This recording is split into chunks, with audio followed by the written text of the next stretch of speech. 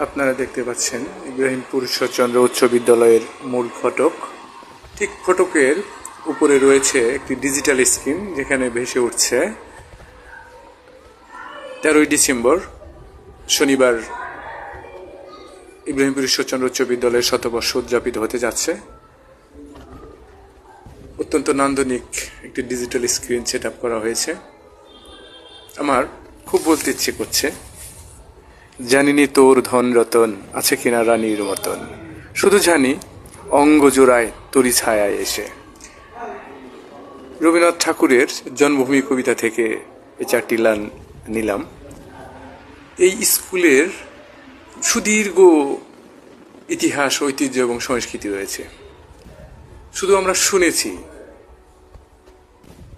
এই স্কুলের নাম শুনেননি মানিকগঞ্জ জেলায় এরকম লোক বোধ হয় খুঁজে পাওয়ায় ভার। এখন দেখতে পাচ্ছেন বিদ্যালয়ের ভেতরে যে গাছপালা রয়েছে তার ডালপালা ছেটে নবরূপে সাজানো হচ্ছে। শতবর্ষ উদযাপন বলে কথা।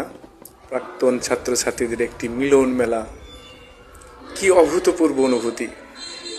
13ই ডিসেম্বর প্রাক্তন ছাত্রছাত্রীরা হয়তো বা প্রহর গুনছেন কখন সেই কাঙ্ক্ষিত দিনটি আসবে। কি নান্দনিক স্কুল,